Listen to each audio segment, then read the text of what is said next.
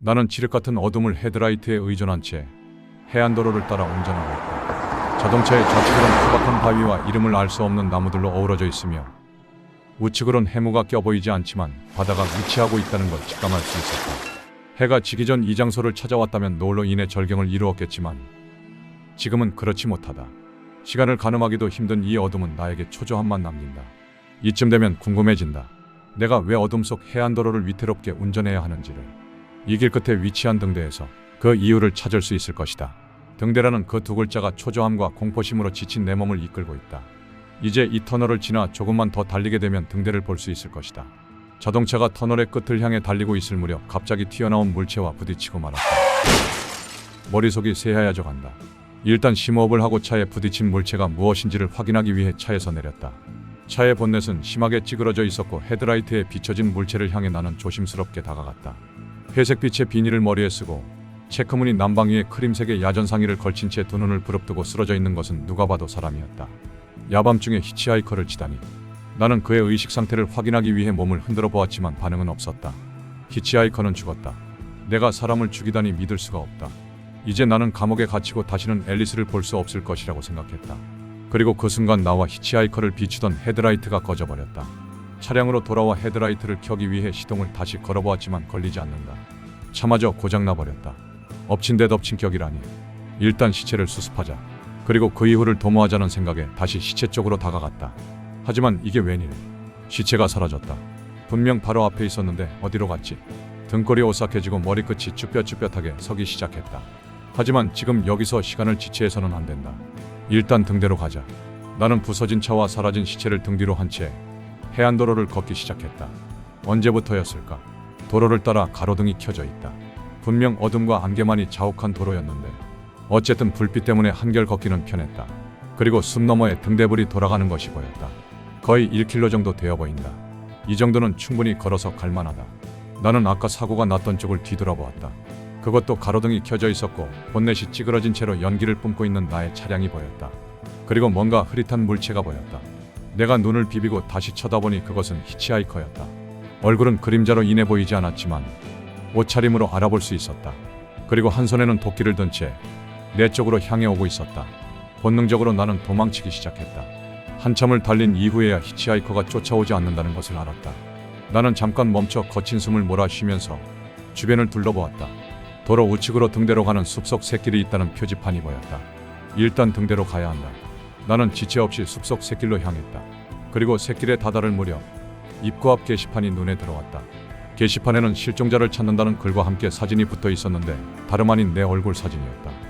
그리고 나를 찾는다는 실종자 포스터 옆으로 영화에서나 볼 법한 큰 잠수 마스크를 쓰고 있는 잠수부의 사진도 붙어 있었다. 내가 실종 상태라니. 일이 어떻게 돌아가고 있는지 알 수가 없다. 어지러움과 헛구역질이 몰려온다. 바로 그때 따돌린지 알았던 히치하이커가 내 앞에 모습을 드러냈다. 그는 내가 누군지 아느냐며 도끼를 휘두르며 달려왔다. 가까스로 뒷걸음질 쳐서 피했지만 그는 아랑곳않고 도끼를 계속 휘두르며 말했다. 너는 극적인 장면을 만들기 위해서 사람 목숨을 가지고 놀고 있다. 그러면서 네가 신이 된 듯 마냥 우쭐거리고 있지. 이제는 너도 소설 안에 있어. 고통을 맛보게 해주지. 그 말을 듣고 나서야 깨달았다. 도끼를 휘두르는 이 히치하이커는 내가 쓰고 있었던 소설의 등장인물이라는 것을. 나는 공포로 얼어붙어 있을 수만은 없었다. 어떻게든 도망쳐야 한다. 나는 젖먹던 힘까지 짜내 등대를 향해 새끼를 달리기 시작했다. 그림자로 엉킨 듯한 모습의 히치하이커는 이내 검은 토네이도로 변하여 주변의 모든 것을 빨아들이며 나를 쫓아오기 시작했다. 그나마 다행인 것은 등대까지 가로등이 켜져 있어 가로등을 보고 뛰면 된다는 것이었다. 달리고 또 달렸다. 이제는 점점 지쳐갔다. 그러나 검은 토네이도는 가로등의 불빛을 빨아들이며 여전히 뒤쫓아오고 있었다. 이젠 모든 게 끝장이구나라고 생각했을 무렵 계곡이 나타났다. 계곡의 폭은 30m 남짓했으며 허름한 동아줄과 낡은 나무로 만든 다리로 이어져 있었다. 그리고 계곡의 건너편에는 오두막이 있었고 서둘러라고 소리치는 남성을 볼 수 있었다.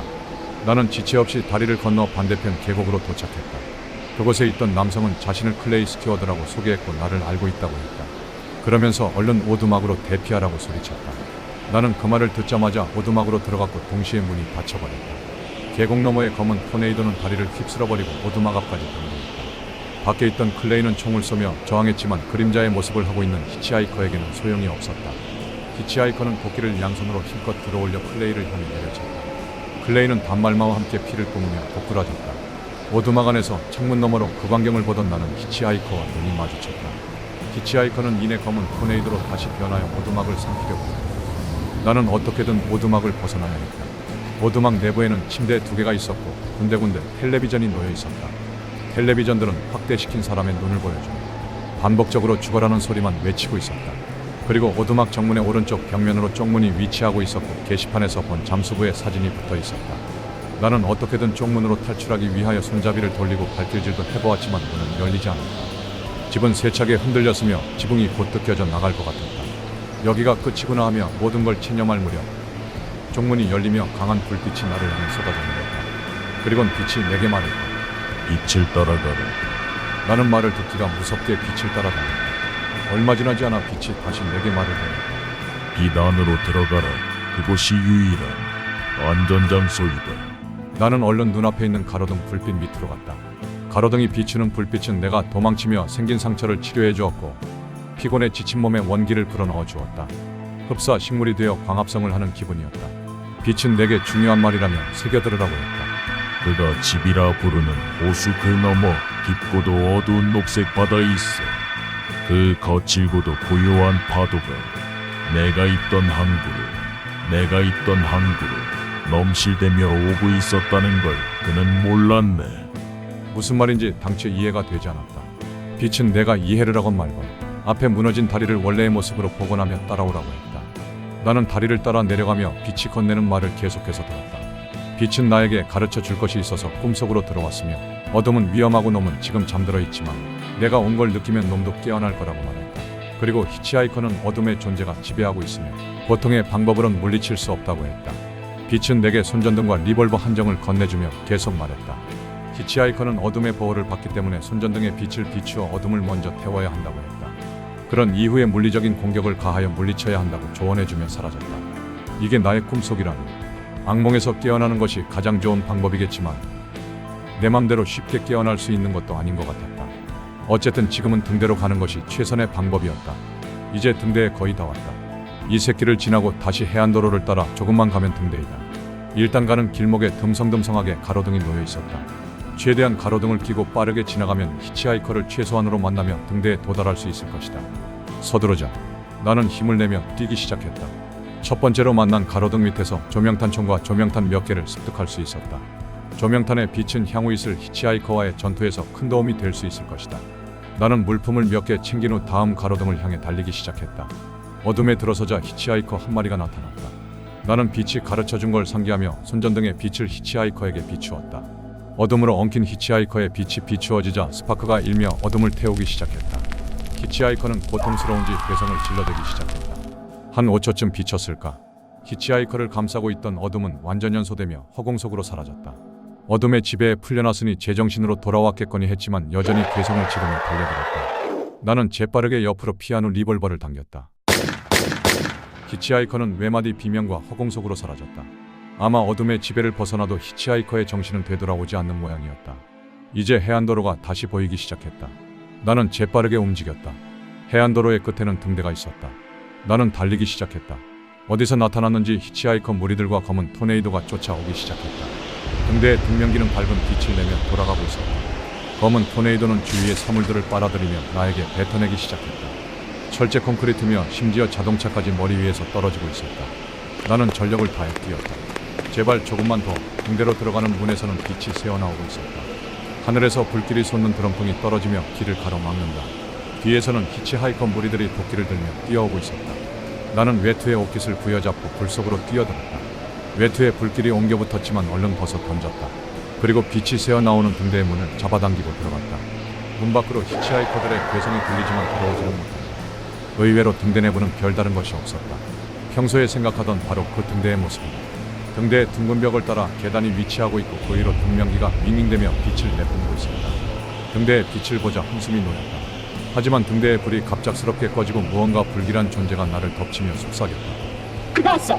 앨런 일어나. 나는 거친 숨을 내쉬며 외마디 비명을 질렀다. 꿈이란 걸 알면서도 놀라다니 어지간한 악몽이었던 모양이다. 옆에 있던 아내 앨리스는 나를 쳐다보고는 미소를 지으며 나를 달래주었다. 어쨌든 악몽에서 깨어나서 다행이다. 그리고 보니 내 소개를 깜빡했군. 내 이름은 앨런 웨이크.